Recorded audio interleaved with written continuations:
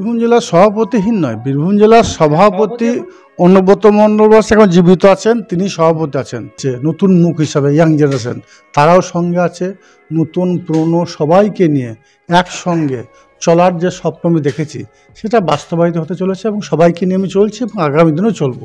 যারা পুরাতন আছে সিনিয়র লিডার তারা আমাদের পরামর্শ দিচ্ছে। আমরা তো দেখতে পাচ্ছি বীরভূম জেলা এখন সভাপতিহীন, কিছুটা হলেও কি অভিভাবকের অভাব বোধ করছেন আপনি? বীরভূম জেলার সভাপতিহীন নয়, বীরভূম জেলার সভাপতি অনুব্রত মণ্ডল এখন জীবিত আছেন, তিনি সভাপতি আছেন। তাছাড়াও বীরভূম জেলার মানুষের একটা ভালো দিক বা ভাগ্যের ব্যাপার যে আমরা বীরভূম জেলার অভিভাবক হিসাবে বর্তমানে স্বয়ং রাজ্যের মুখ্যমন্ত্রী মমতা বন্দ্যোপাধ্যায়কে পেয়েছি। তিনি বোলপুরের একটা প্রশাসনিক সভাতে ডিক্লেয়ার করেছিলেন এবং এখনও বীরভূম জেলাকে তিনি নিজে হ্যান্ডেল করছেন, নিজে দেখছেন। সভাপতি বীরভূম জেলার সভাপতি, সভাধিপতি, একটা পঞ্চমী সভাপতি বা কেউ থাকলো কি না থাকলো যায় আসে না। যেখানে স্বয়ং মুখ্যমন্ত্রী নিজে দেখছেন সেখানে কে থাকলো কে এলো কি যায় আসে।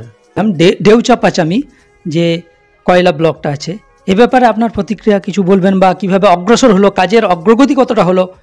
2011 থেকে 2023 মাত্র কয়েক বছরের ব্যবধানে বাংলার কি অভাবনীয় পরিবর্তন হয়েছে আমার থেকে আমরা বেশি জানবেন।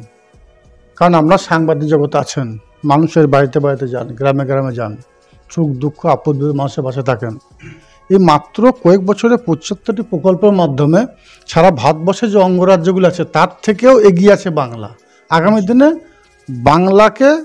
বাংলা পথ দেখাচ্ছে ভারতবর্ষকে। আর দেউচা পাচামি এমন একটা জায়গা, এটা হচ্ছে আমাদের সোনার বাংলা মুখ্যমন্ত্রী মমতা বন্দ্যোপাধ্যায়ের স্বপ্ন। তো এখানকার এরিয়াটার কি উন্নয়ন হবে সেটা আগামী দিনে দেখতে পাবেন। একটু ওয়েট করুন, একটু ধৈর্য ধরুন, সব দেখতে পাবেন। এর পরবর্তী প্রোগ্রাম আজকে কোথায় আছে? এর পরবর্তী প্রোগ্রাম বলতে আমার কোনো প্রোগ্রামে কোনো লিস্ট থাকে না, আর আগামী দিনেও থাকবে না। যেখানে খুশি সেখানেই যাব।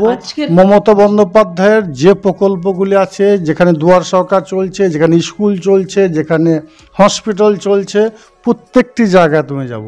যেদিকে রাস্তায় দেখব মমতা বন্দ্যোপাধ্যায়ের কোনো জনমুখী প্রকল্প নিয়ে কোনো আলোচনা চলছে, কোনো স্কুলের ছাত্ররা ক্লাস করছে, মিড ডে মিল থেকে শুরু করে মমতা বন্দ্যোপাধ্যায় করে না এমন কোনো কাজ নেই। স্কুলের ক্ষেত্রে যদি যান, শিক্ষার ক্ষেত্রে ছাতা জুতো থেকে শুরু করে আর্থিক সহায়তা শুরু করে ক্রেডিট কার্ড থেকে শুরু করে প্রত্যেকটি বিষয়। সুতরাং আমি দেখবো এগুলো সঠিকভাবে বাস্তবায়িত হয়েছে কিনা, এটাই তোমার কাজ।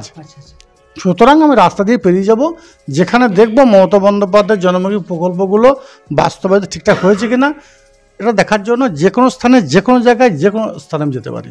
সিনিয়র লিডার যারা আছে, যারা দীর্ঘদিন ধরে সমাজসেবামূলক কাজগুলো করে আসছিল, যারা মমতা বন্দ্যোপাধ্যায় উন্নয়নযোগ্যে সামিল ছিল, তাছাড়াও নবজোয়ার কর্মসূচির মাধ্যমে যুবরাজ অভিষেক বন্দ্যোপাধ্যায় যাদেরকে নিয়ে এসেছে নতুন মুখ হিসাবে ইয়াং জেনারেশন তারাও সঙ্গে আছে, নতুন পুরনো সবাইকে নিয়ে একসঙ্গে চলার যে স্বপ্ন আমি দেখেছি সেটা বাস্তবায়িত হতে চলেছে এবং সবাইকে নিয়ে আমি চলছি এবং আগামী দিনেও চলবো।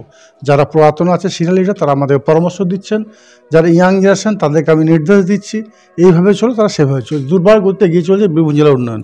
আগামী দিনে হয়তো বাংলার বুকে যে জেলাগুলো আছে বীরভূম জেলা 1 নম্বর থাকবে, দেখতে পাবেন। কিছুদিন ওয়েট করুন।